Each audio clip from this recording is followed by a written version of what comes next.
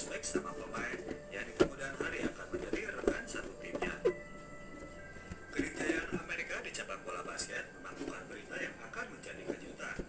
Namun efek dari tampilnya The Dream Team di kancah dunia membuat nama NBA makin sohor di publik sejagat. Publik dunia mulai akrab dengan nama-nama pebasket hebat di NBA, apalagi karena mereka sedang memiliki seorang ambasador yang gak tanggung-tanggung kehebatannya.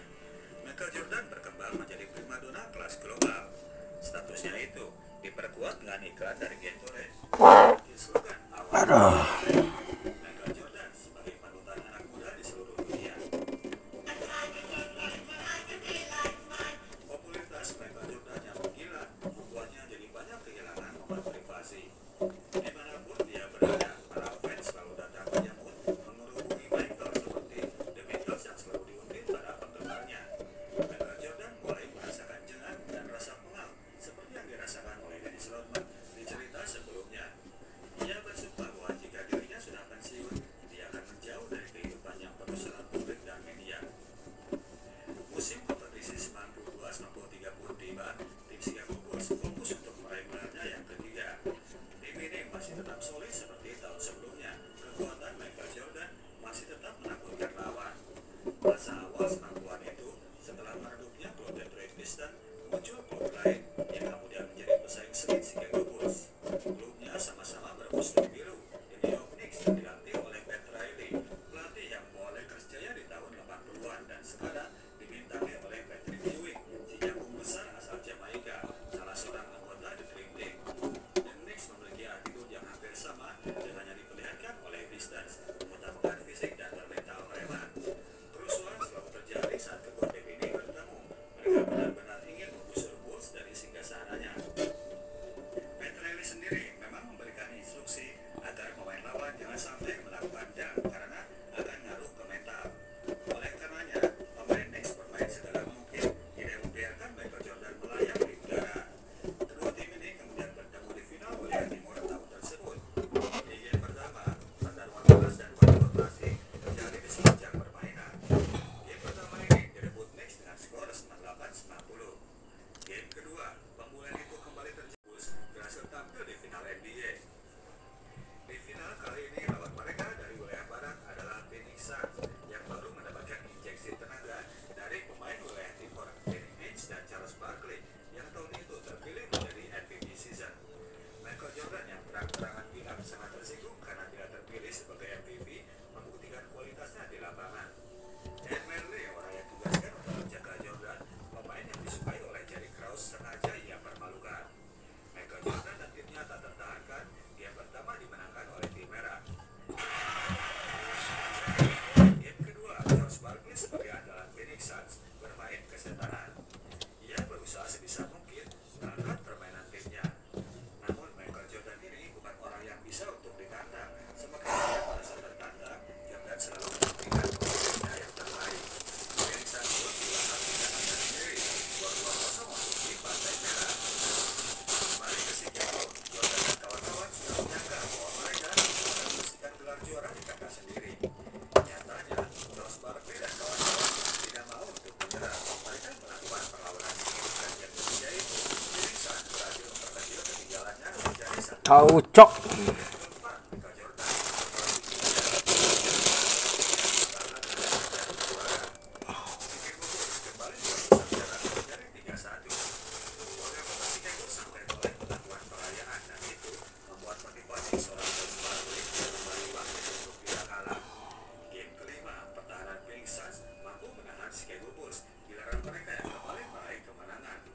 Pertandingan harus balik dilakukan di kota Phoenix. Begitu tiba di kota Phoenix, Michael Jordan langsung mengumpulkan rekannya. Ia bilang bahwa ia cuma bakal satu setel baju saja. Pertandingan harus berakhir di game ke-6 itu. Di game ke-6 ini, Michael Jordan menghindari pertahanan ketat lawan.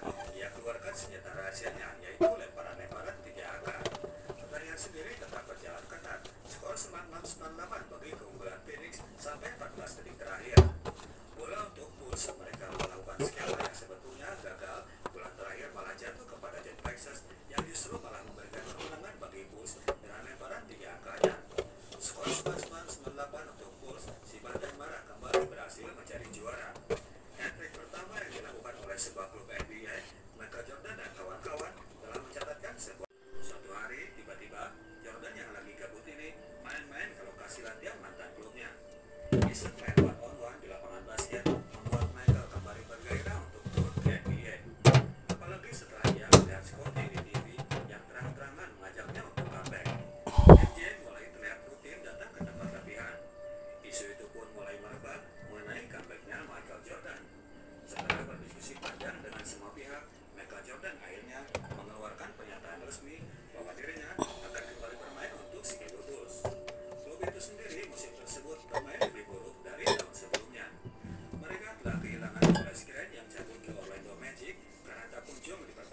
berangkat di Chicago Bulls.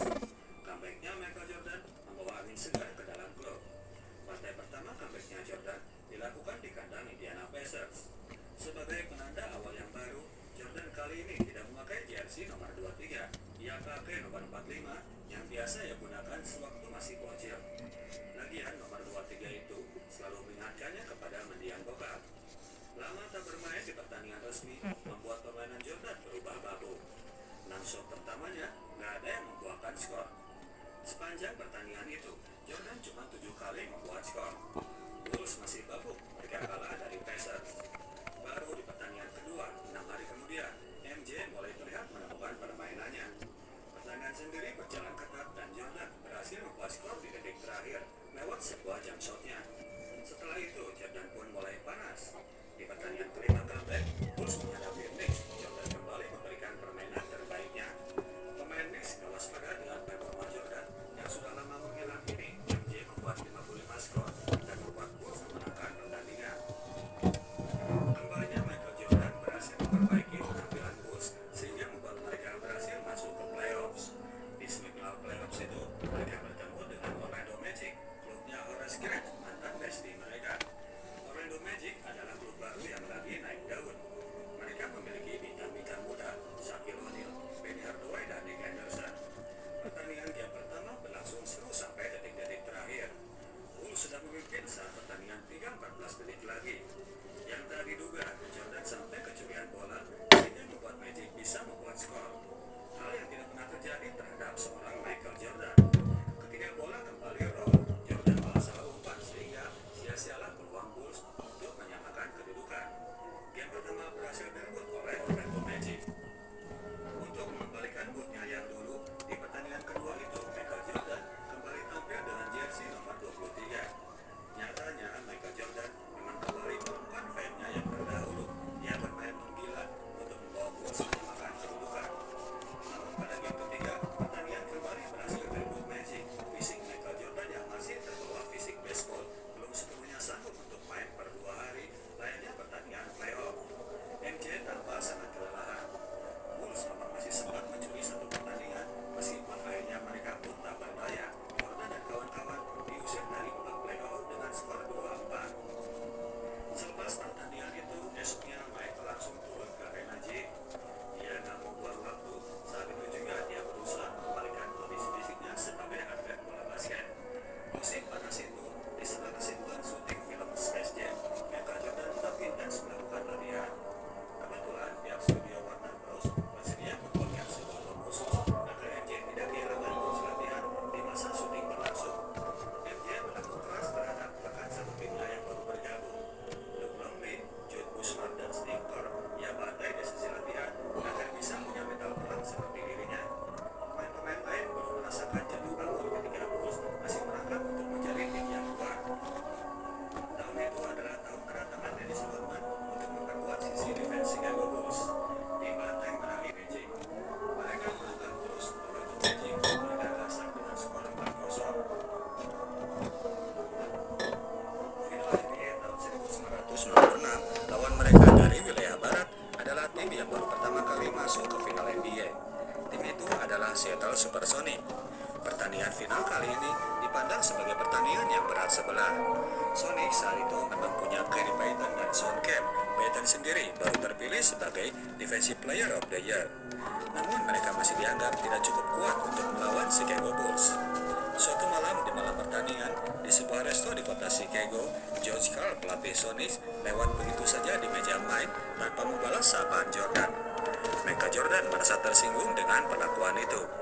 Seperti sebelumnya, Michael Jordan ini gak bisa kalau dibikin marah. Maka dari itu, meledaklah Jordan di pertandingan pertama. Setelah mereka gasak dengan skor yang sangat telak. Di pertandingan kedua dan ketiga, situasi masih belum berubah. Michael Jordan dan kawan-kawan kembali memenangkan pertandingan. Skor 3-0 langsung untuk Bulls. Di pertandingan yang keempat, George Karl merubah strategi dengan menempatkan Payton sebagai penjaga Jordan. Gary Payton yang pemain terbaik defensif tahun itu sepanjang pertandingan terus menempel MJ, memaksanya agar kehabisan tenaga dan pada akhirnya membuat kesalahan sendiri. MJ berhasil dihentikan dan Seattle Supersonics berhasil memperpanjang nafas. Skenario yang serupa masih terjadi di pertandingan berikutnya. Peyton menggila dan membawa Sonics nomor kecil ketinggalan. Game yang ke-6 tepat berlangsung pada tanggal 16 Juni yang di Amerika diperingati sebagai Father's Day. Hari itu, Pak Jordan sangat emosional. Dia teringat kepada mendiang ayahnya, orang yang selalu berada di sampingnya.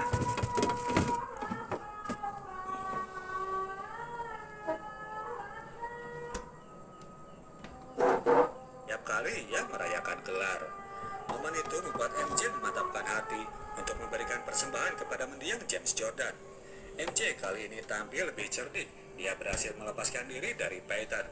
Skor demi skor ia cetak untuk membawa Bulls